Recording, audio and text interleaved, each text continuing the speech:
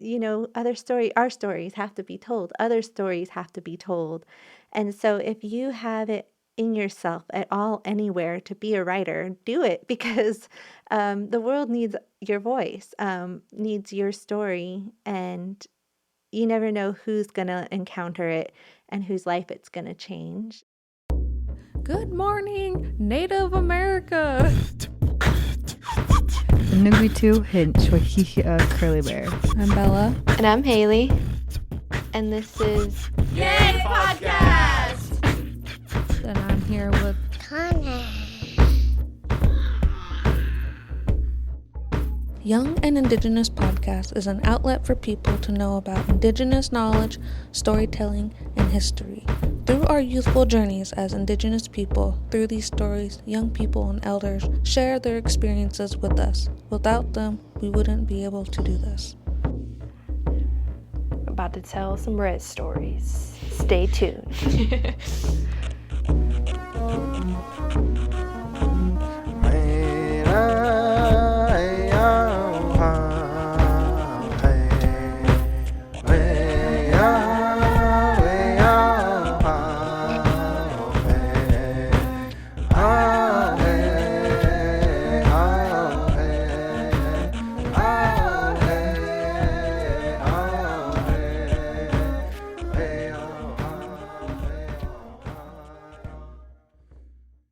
A salmonberry is a luminous spiral, a golden basket woven of sunshine, water, and birdsong. I'm told that the birds sing so sweet because of all the berries they eat, and that is how you can have a sweet voice too. In my native language, the word for salmonberry is alila. In Sanskrit, lila means God plays. Salmonberries sometimes look that way. Every year they debut, spectacular in the landscape, worthy of their genus name, Rubus spectabilis, meaning red sight worth seeing. Each druplet holds a seed and the shimmering secret kept by rain of how to rise, float above the earth, feel the sun, and return. Nugwitu Hinch, WyKeklyaa Curleybear, Staaski Kunail. Hello, friends. My name is WyKeklyaa Curleybear, or Denise Curleybear. I come from the Quinault Indian Nation, and I am here with Rena Priest. Ait sgwael, haishka. Very nice to be here with you all. O helix and kunasat latiakaya, sahwaltanat, sanasnat, chochlamisan. Just really thank you for the invitation. What has been passed on to you that you want to keep alive? Oh gosh, so much. Sometimes I use poems as a personal archive to keep people's voices with me.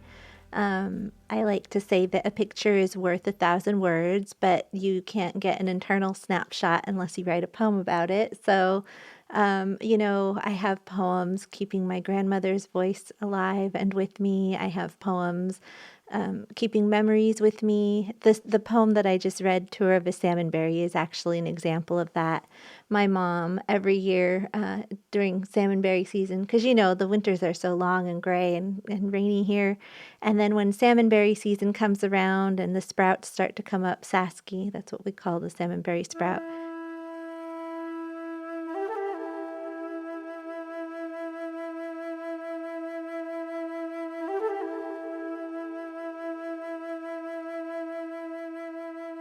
And then when the first salmonberries pop, my mom always tells the story about how when she was a girl, her grandpa Casimir always would say, if you want to sing sweet, you got to eat a lot of berries like the birds. That's why they sing so pretty. And so she recounts this story from her childhood. Great-grandpa Casimir passed away before I was born, but she, has a lot of stories about him. And so to keep her voice and her, that story alive, I put it into a poem, and it kind of celebrates that little piece of, what it is in our family during salmonberry season, but also just salmonberries in general, so that maybe other people can have that feeling for them when they first show up in the landscape.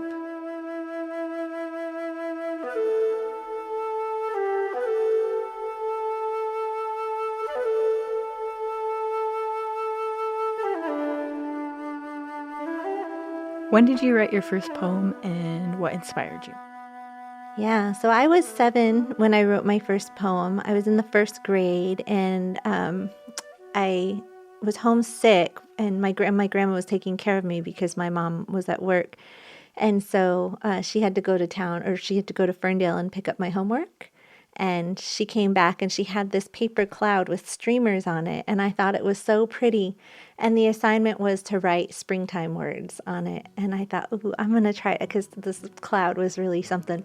I thought, I'm going to try to write a poem on there. And that was how I wrote my first poem. And it was called Spring. And it was like, the flowers are blooming, the bees are zooming around looking for honey, something like that. I don't have it anymore, but I saved it for a long time. And my teacher, she liked it, and she either gave it to the Ferndale paper or the school paper, I don't know, but somehow it ended up in newsprint with my name on it. And she clipped it out of the newspaper and she gave it to me. And I remember seeing it and being like, oh my God, like my name in print, you know? So I remember taking it home to my mom and telling her I was going to be a poet when I grew up. And her response was like, oh, how about a lawyer? So anyway, that was the story of my first poem. And I didn't write, I mean, I kind of always wrote poetry in journals and things, but I didn't really take it up seriously, I think, until I got to undergrad at Western. What was it like for you growing up in Lummi? Growing up at Lummi, it's funny because you don't really have a perspective when you're a child of any other life other than your own. And you always hear people talk wherever they grew up. Like if you ask someone who grew up in New York, what was it like growing up in New York? They'd be like, well, I don't know. It's just New York. It's just where I lived, you know. So I think in hindsight, looking back, it was a beautiful childhood. A lot of time at the beach, a lot of time, I remember some of my earliest memories are of waiting for my mom at the beach because she would paddle.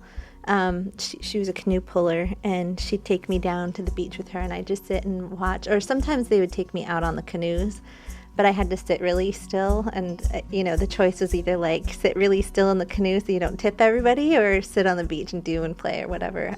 So I would usually opt to be on the beach, but just a lot of time kind of hanging out with grandma, hanging out with the cousins. Cat,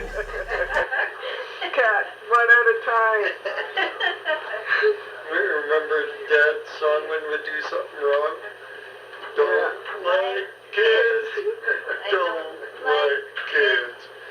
Never did. Never will. Don't like kids. I used to sing that to Rena when she was mad. When she was mad, I'd sing that.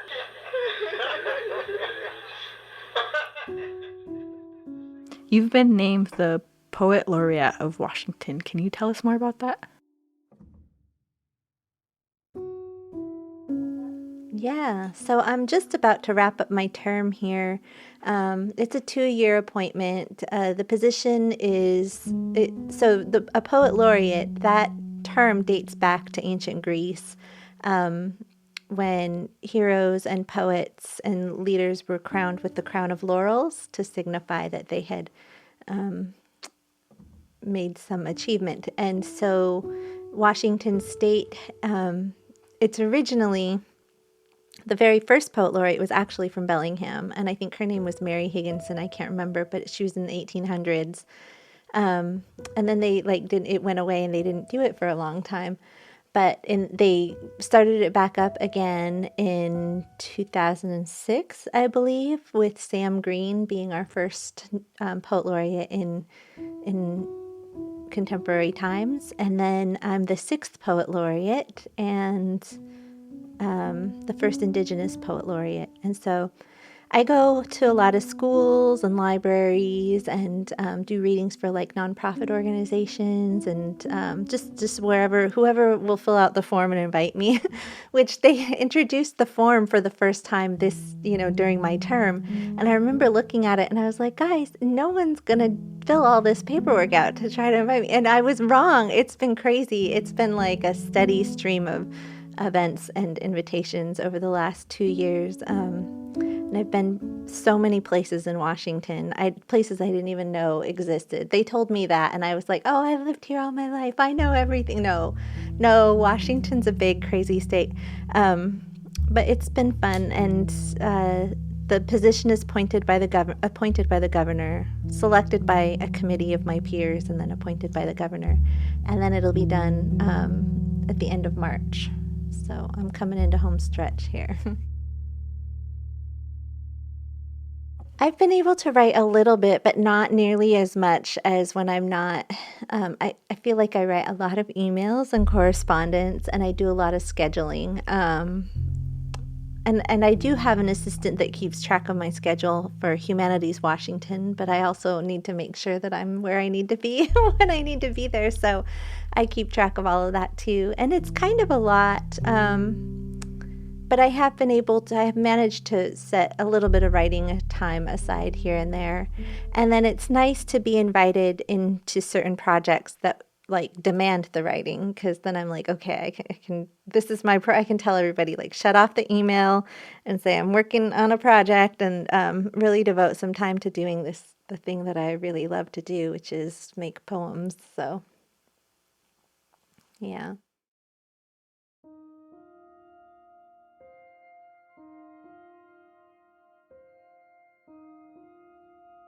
I think I make a lot of discoveries in the process of writing. Yeah, I definitely learned a lot while I was writing Sublime Subliminal. And sometimes when I go back and read old poems, that's always surprising too. And I've definitely learned about the process, by doing it. Like I learned you can over-edit a poem. If you just tinker with it too much, you can ruin it. It can become, it's something about like writing the soul right out of it, just, editing the soul right out of it. Like it feels more alive when it's still a little raw and clunky to me. I think when I play with it too much, my voice sort of, I don't know, it gets sanded down, or the edges get smoothed over to where it's like, who is that? I don't know if I like that. You lose the detail or whatever.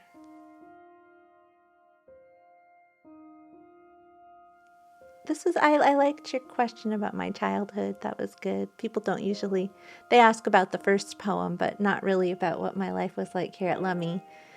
And I'm grateful for that question because, I think people have weird ideas about, what it is to grow up at Lummi. Like, oh, that must have been hard. And I'm like, actually, it's kind of wonderful. And, there are definitely difficult things that are, I think, put in place by the dominant culture that make it hard in ways, the haves and the have-nots sort of thing.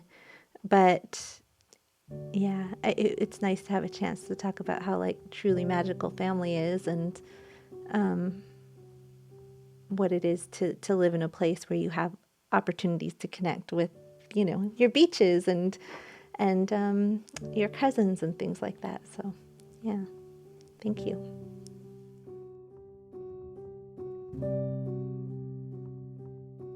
Another thing that I like to do at the start of poetry workshops is ask people where they think poetry comes from. And then there's always somebody, like, oh, dreams, oh, from my brain, and, from my thoughts, from my memories. And it's always kind of interesting to hear what the first thought is, from people who participate in the workshops. But then I say, okay, so if you ever feel like you don't have anything to write about, just try to sit and be quiet and don't do anything. Like, just sit for a little while and try not to think, and just notice what your brain is doing. And then if there's something that keeps popping up, write about that, because There's always something going on in there. So it's kind of fun, like you just write about that and then see what happens.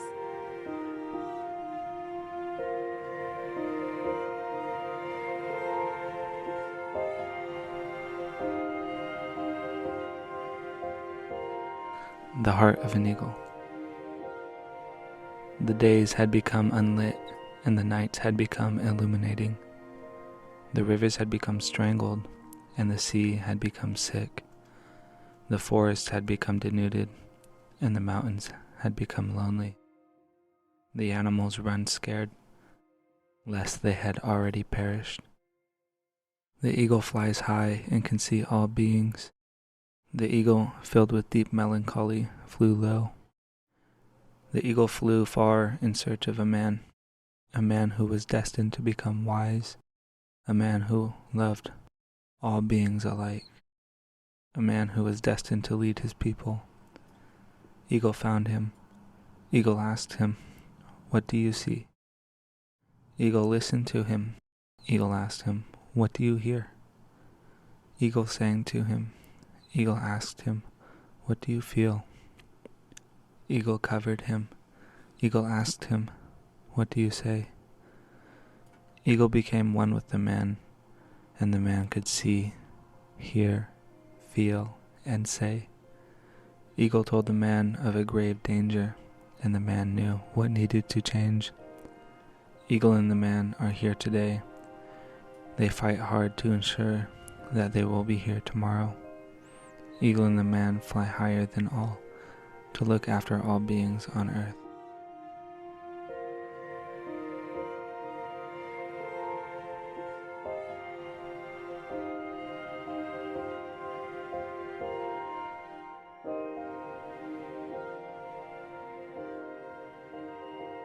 I had sort of, right before this happened, resigned myself to it being a thing that I did just to nurture myself spiritually, because trying to make it into a career is such a difficult thing. But now that I've done that footwork and have that the experience of being a poet laureate behind me, or nearly behind me, I can see now what the avenues would be for me to pursue in order to continue to continue to do this professionally. But I think it's also helpful that I had understood that I was going to maybe do other things and also poet like for myself, because if it turns out that I end up going back to work somewhere, I still will have that know how to do that for myself. Did you ever get discouraged growing up writing poetry? Yeah, well, after graduate school, New York is such a funny place. People are all so intense about what they're doing there. And graduate school was fairly intense. And after I finished, I was like, boy, I don't know if that was such a great idea for me to try to do this professionally, because it's this thing that I love. And then you see this whole side of it that's po-biz, like people striving so hard to be published and have be visible and things like that. And it just seemed like a part of the life that part of the reason that I wrote poetry was to not participate in that life. And so I was like, I don't know. I was very discouraged after my graduate program. But I took a lot of skills with me from that experience. They taught me so much, about the craft, that I had now all of these new tools at my disposal. So I was like, well, all right, you guys go ahead and do that thing with the po-biz, and I'll be over here just kind of writing poems that I can be happy with. So I think that I got discouraged by the idea of trying to market or monetize it, this thing that I did for my own well-being. And that still makes me very tired. I don't like doing that at all. I try to avoid it if I can. But growing up, I don't think that it was ever really much of an option. You're always told go to school, get an education so you can help the people. and whatever that means. And so, it was like, oh, maybe law, maybe teaching, maybe this, maybe that. Uh, and so I thought, well, what would I like to teach, right? And I thought, well, I'd like to teach poetry. um, and so that's kind of how I ended up like going down this road. But I remember like kind of the head scratching that went on when I was like at Western and I was like, I'm going to study English. And everyone was like, what are you going to do with that degree? And then the argument with like one of my cousins was like, well, she can go to law school after that. Like English majors go to law school. And so, that was kind of the thing. Um, and then after I went to Sarah Lawrence, then it was like, wow, okay, so you're actually going to try to pursue a career in the arts. All right, well, best of luck, But I think there was still just a little bit of puzzlement. But you can't really listen to that. I mean, it's good to listen to other people guiding you and what their like practical advice is, but it's also super important to just like listen to what is inside of you, because other people have no idea.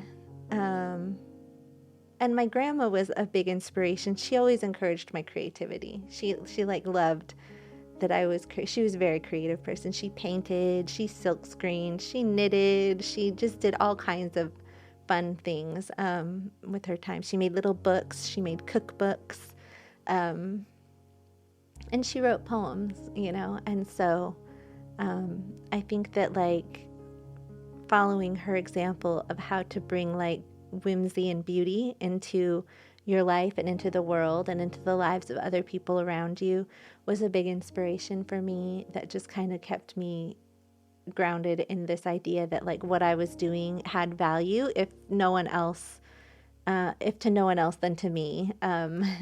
So that kind of enabled me to stay anchored in what I wanted to do and follow, my North Star or whatever.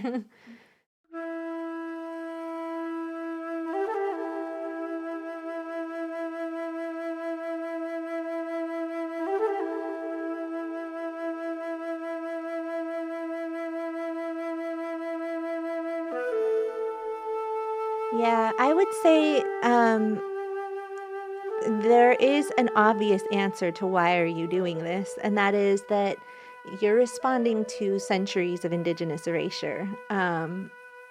There is a deep need for our stories in the world, and for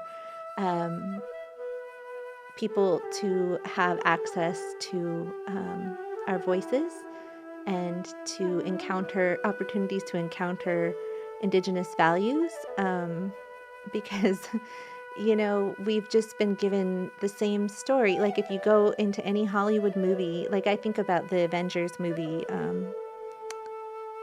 the most recent one, the one where like they bring back everybody from Thanos, he comes and he like snaps his fingers and half of the population of the universe disappears, and it's all just very democratic or whatever. And then they like turn back time. The Avengers turn back time to kind of like bring everybody back. And that's just. But the movie starts out and like, the ecosystem's balanced and becoming healthy again. And there's like whales in New York Harbor and things like that. And they're like, no, but we need all the people back, right? It's just kind of like putting a supremacy on people above all other things. And that value system is so counter to like Indigenous values or anything that's healthy for the planet, which, you have to acknowledge that we share this planet with other beings and that our health relies upon their health and well-being. And if we're not kind of like operating in a balanced way, it's not going to be able to sustain. And so, our stories have to be told. Other stories have to be told. And so if you have it in yourself at all, anywhere to be a writer, do it, because the world needs your voice, needs your story, and you never know who's going to encounter it and whose life it's going to change. I've experienced that a lot just in these last few years. It's just it's surprising when you can change somebody's thinking or worldview just by something that you've written. And that is kind of how it's done, right? I was in Washington, D.C. at the Library of Congress this spring for Joy Harjo's closing ceremonies, and that was amazing. And also to participate in the Indigenous Nations Poets inaugural fellowship with 16 other poets. That was really cool. But one thing about the Library of Congress is like, you know, there are not books everywhere. You walk into the main hall and it's a lot of stone and some mosaic work, and it's really beautiful. But there's one book. There's one book that's like right out there for everybody to see, like right in everyone's face. And it's a Gutenberg Bible. So, you know, like the invention of the letterpress. Okay, so that made it possible for them to like mass produce Christianity and like push it out into the world. And that resulted in like, you know, Manifest Destiny and that papal bull. Like, you know, everyone's just kind of like, this is it. This is the story we're going to tell and we're going with it.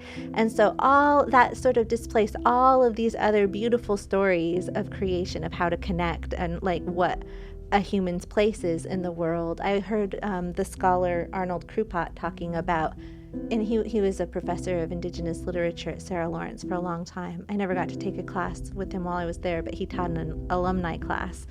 And he was talking about how in all of the creation stories he's ever encountered, which probably is in the thousands, there's only one where the people like come up out of the dirt and then are alienated from all the rest of creation and pushed out from their homeland and given the directive to subdue nature, right? And so, and that's Christianity. But in all the other stories, we come up out of the earth and we learn how to be in community with each other and with the animal people and with the, you know, whatever it is that's sustaining us in our locality.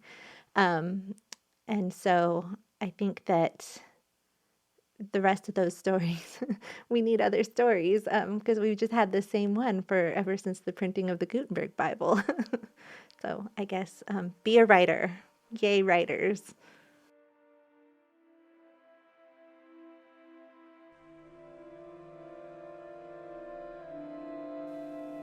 I think people probably first have to really work through their own biases about, you know, well, like I was just talking about, what's informing your value systems. And, you know, people often will ask, like, you know, what can we do in order to, you know, a variation on that question. And it's hard because, well, not everyone has like means or position or like, you know, a way to try to really make big change, but everybody has it within themselves to examine their value systems and where they're coming from, and what their belief systems, what their core belief systems are that inform their lives. And go ahead and try to learn about other cultures and try to understand really why things are done the way that they're done in cultures besides like American, you know, regular American culture. And that's hard. That's really hard, but that's really the work.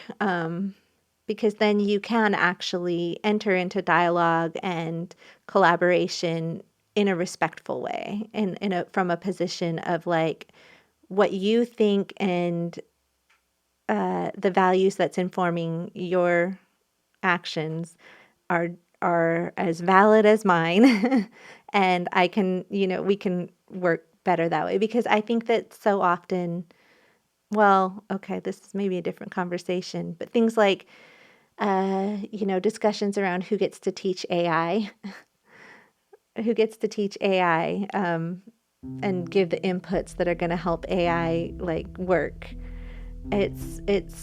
It's old white scientist men who are leading the project. They're like, well, we should definitely be the ones. Like this has been discussed, and people, advisory boards and things have been like, you know, you should have like Indigenous children teaching AI. you should have women, and they're like, okay, yeah, but you know, we're gonna teach it. And so they're the ones that are teaching AI, and so it's developing the technology in a way that is like gonna favor, you know, their worldviews and belief systems and things like that.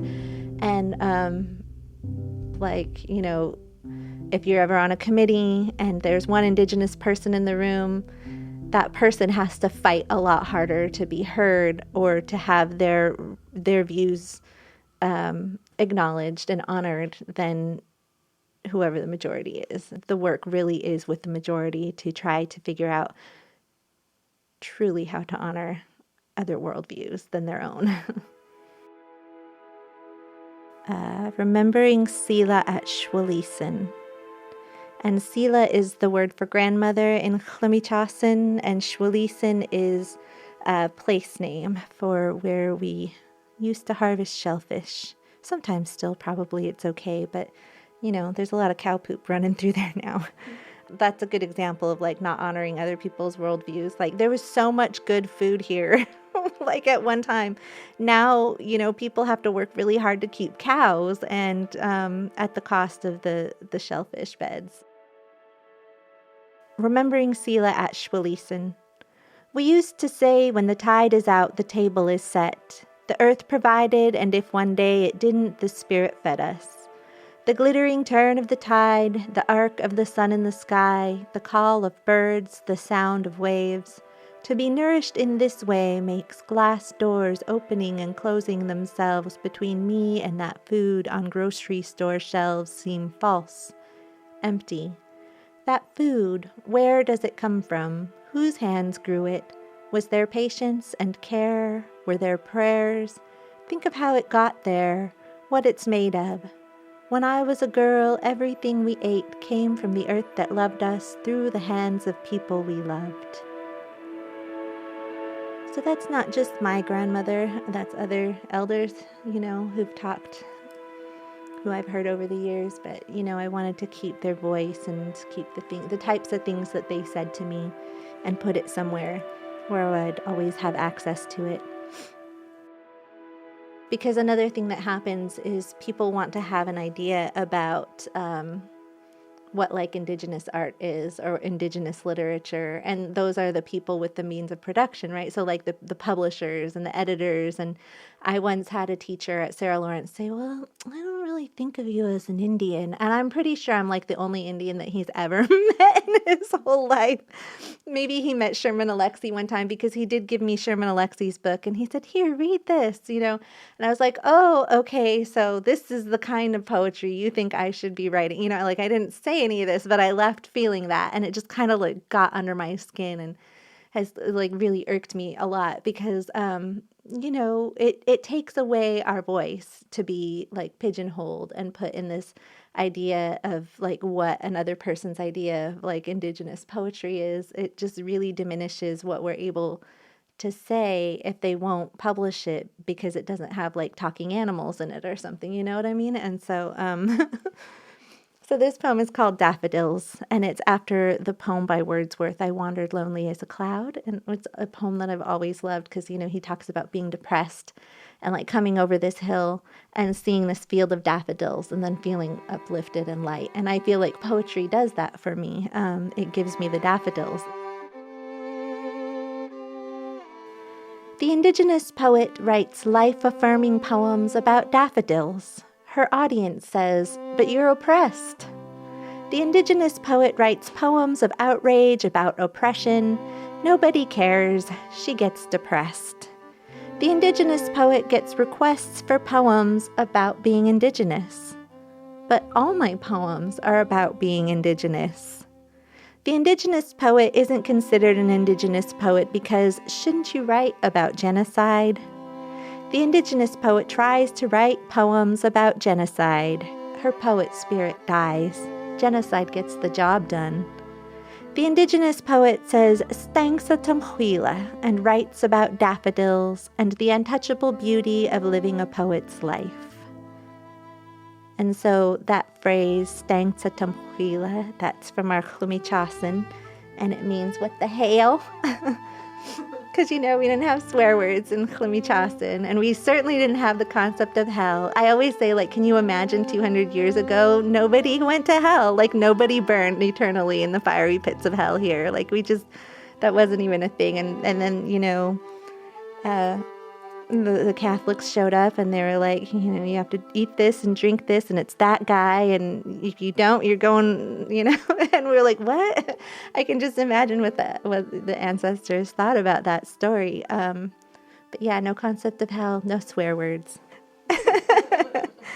Yeah, I learned that from Smakia, actually. What the hail stang sa tumhuila. Yeah, he's very funny.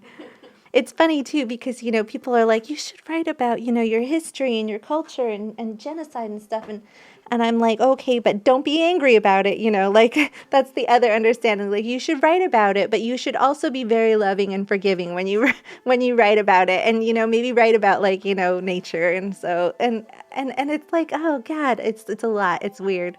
And then I also tell people, because it's something that comes up is like, how has your heritage influenced your work? And I tell people, like, you and I, we have a heritage, like non-Indigenous people. Like, we share that history. You have to tell it, too, like it actually was. Like, it can't just be all on me telling about, the monstrous things that your ancestors did. Like, you have to, like, really encounter that and make peace with it or whatever. Or, try to make, to reconcile it somehow. Because just to put that onus on Indigenous writers is too much. And people don't. They just tell, they just make heroes of the history that made this country. And it's not acknowledged kind of like truly what happened. And I think that just needs to be done in the dominant culture as well. Oh, Siokyo. Thank you for your words. They're very powerful. Kaishka, thank you so much.